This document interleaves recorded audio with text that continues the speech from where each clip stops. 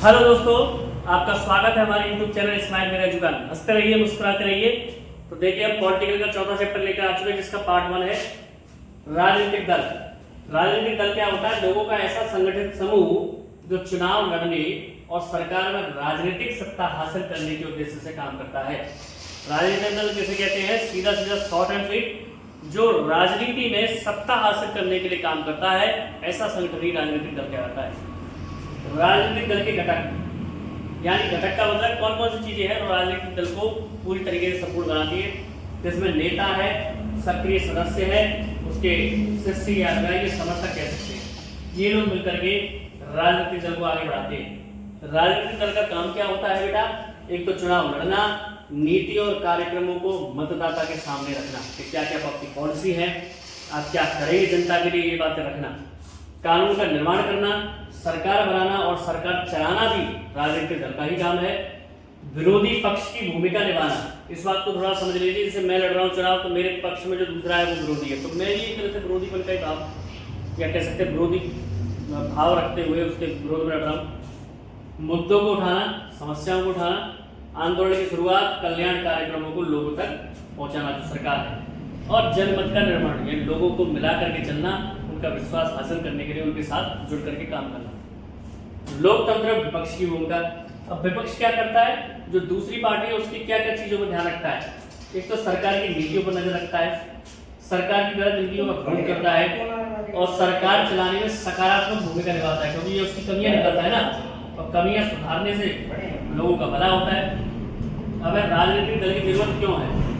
देखिए, राजनीतिक दल नहीं होंगे तो किसी भी जनता का भला नहीं होगा, किसी ना किसी रूप में। तो आधुनिक लोकतंत्र राजनीतिक दल के बिना नहीं चल सकता। अगर दल ना होते तो सारे उम्मीदवार स्वतंत्र या निर्दलीय होंगे, किसी को चिंता ही नहीं होगी हारने की जीतने की। तब इनमें से कोई बड़े नीतिगत बदलाव के बारे में लोगों से चुनावी बाजी नहीं कर पाएगा। सरकार तो बन जाएगी, पर उसकी उपयोगिता, उसका महत्व तो नहीं होगा। क्यों नहीं होगा? चिंता नहीं। प्रतिनिधित्व पर आधारित लोकतांत्रिक व्यवस्था के लिए आवश्यक, देश के प्रति उत्तरदायी सरकार के लिए आवश्यक, और सरकार की नीतियों पर अंकुश लगाने के लिए भी ये आवश्यक है, और सरकार का समर्थन करने एवं उस पर अंकुश रखने हेतु भी विरोधी दल का होना बहुत ही जरूरी है। साथ साथ राजनीतिक दल का होना भी बहुत ही जरूरी है। जब समाज बड़े और जटिल हो जाते हैं, तब उन्हें विभिन्न मुद्दों पर अलग अलग विचारों को समेटने और सरकार की नजर में लाने में राजनीतिक दलों की जरूरत होती है। अब आते हैं दल की व्यवस्थाएं। तो देखो, जिस जगह एक दल व्यवस्था होती है, कहीं पर दो दल की व्यवस्था होती है। दल व्यवस्था क्या कहलाता है? कि पार्टियों की व्यवस्था है। किसी राज्य में तो एक ही पार्टी लड़ रही है, किसी राज्य में एक से अधिक पार्टियां होती हैं, उसे बहुदलीय कहते हैं। ये बात। तो एक दलीय व्यवस्था, यानी सिर्फ एक ही दल को सरकार बनाने और चलाने की अनुमति होती है। जैसे उदाहरण के लिए चीन में कैसी व्यवस्था है बेटा? एक दलीय व्यवस्था। द्विदलीय व्यवस्था, यानी सत्ता आमतौर पर दो मुख्य दलों के बीच बदलती रहती है। उदाहरण के लिए यूएस और यूके में। और बहुदलीय व्यवस्था, जैसे भारत, और बहुत सारे दल हैं इसमें, Bharatiya Janata party, Congress, BSP, Sapa, Trinamool party, लोक दल। तो जब कई दलों में राजनीतिक सत्ता पाने के लिए होड़ लगी रहती है तथा दो से अधिक पार्टी की सत्ता हासिल करने की संभावना रहती है, तो वही बहुदलीय व्यवस्था कहलाती है। जैसे भारत, क्योंकि यहाँ पर बहुत सारी पार्टियां हैं। अब आता है गठबंधन या मोर्चा। किसी बहुदलीय व्यवस्था में जब कई दल चुनाव लड़ने तथा जीतने के उद्देश्य से एक साथ जुड़ जाते हैं, तो इसी संगठन को क्या कहा जाता है बेटा? गठबंधन। यानी जीतने के लिए जब एक से अधिक दल मिलकर के चुनाव लड़ते हैं, तो ये व्यवस्था गठबंधन कहलाती है। अब गठबंधन की सरकारें क्या है कि जब चुनावों में किसी भी दल को स्पष्ट बहुमत नहीं मिलता, सीधे सीधे जीत नहीं मिलती, तो दो या दो से अधिक राजनीतिक दल विकास के साझा कार्यक्रम के साथ मिलकर सरकार चलाते हैं। जिसे गठबंधन की सरकार कहते हैं। विकास के नाम पर मिलकर के सरकार चलाते हैं। भारतीय लोकतंत्र में गठबंधन की सरकारों की भूमिका। देखिए बेटा, भारत में 1989 से 2014 तक के केंद्र में गठबंधन की सरकार रही है, और 14 के बाद मोदी जी की सरकार रही है, जो एक दलीय व्यवस्था कह सकते हैं, या बिना गठबंधन के स्पष्ट बहुमत से, बीजेपी। गठबंधन की सरकारों के कारण राष्ट्रीय दल क्षेत्रीय दलों की अनदेखी नहीं कर सकते। क्यों नहीं कर सकते? कि अगर हार जाएंगे तो फिर भी तो क्षेत्रीय दलों को साथ लेकर के जीतना पड़ेगा, गठबंधन बना करके। केंद्रीय सरकारों को सभी क्षेत्रों के विकास पर ध्यान देना होगा। क्यों? क्योंकि आगे सरकार बनानी है। अब आता है कितने राजनीतिक दल। कोई देश यह तय नहीं कर सकता कि कितने राजनीतिक दल हो सकते हैं, यह एक लंबे अंतराल में विकसित होता है। जो राजनीतिक दल है उसे बहुत काफी टाइम लग जाता है बनने में, और यह निर्भर करता है देश के समाज की प्रकृति तथा अन्य सामाजिक और धार्मिक विभाजन पर निर्भर करता है।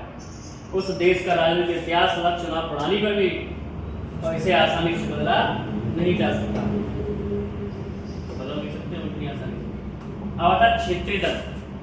जब कोई दल राज्य विधानसभा के चुनाव में पड़े कुल वोटों का 6% या उससे अधिक हासिल करती है और कम से कम 2 सीटों पर जीत हासिल करती है, तो उसे राज्य के राजनीतिक दल की मान्यता मिलती है। यानी आप ये मत सोचिए कि हर कोई पार्टी बनाकर खड़ा हो, नहीं। जब क्षेत्रीय दल कब कहलाएगा, जैसे सपा बनी होगी, बीएसपी बनी होगी, तो जब वो अपने राज्य विधानसभा में पड़ने वाले चुनावों में से 6% वोट अपने लिए और कम से कम 2 सीटों पर उसने जीत हासिल की होगी, तब उसे मान्यता मिली होगी क्षेत्रीय दल के रूप में। अब आता है भारतीय राजनीतिक दल।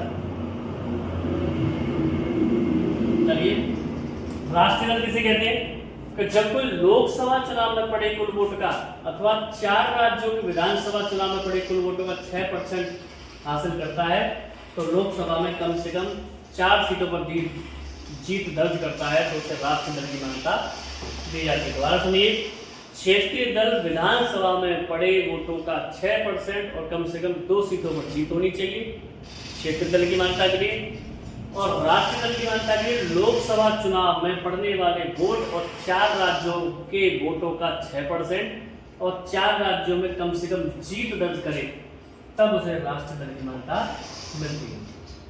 तो यहाँ तक हमने इसको समझा, और ऐसी इंटरेस्टिंग वीडियोस के लिए हमारे चैनल से जुड़े रहें। फुल वीडियोस पॉलिटिकल साइंस की हमारे लिंक में पड़ी हुई है, प्लेलिस्ट में जाकर चेक करें। इस चैनल पर न केवल आपको पॉलिटिक्स की बल्कि ज्योग्राफी की, इकोनॉमिक्स की, बायोलॉजी की, केमिस्ट्री की, फिजिक्स की, इंग्लिश की, मोस्टली सारी सब्जेक्ट की क्लासेस मिलेगी, साथ साथ जीके की जो जूनियर टू सीनियर सेक्शन तक, साथ ही साथ कॉम्पिटिटिव एग्जाम तक काम आने वाली है, साथ ही साथ एमसीक्यू क्वेश्चन। ये हमारा जो क्रम है डेली रूटीन, आपको हर तरीके से सारी सुविधा देने का, क्योंकि हमारे चैनल का एक ही मोटो है, नो बकवास केवल सफल कराने का प्रयास। So stay healthy and stay fit. जय श्री श्याम।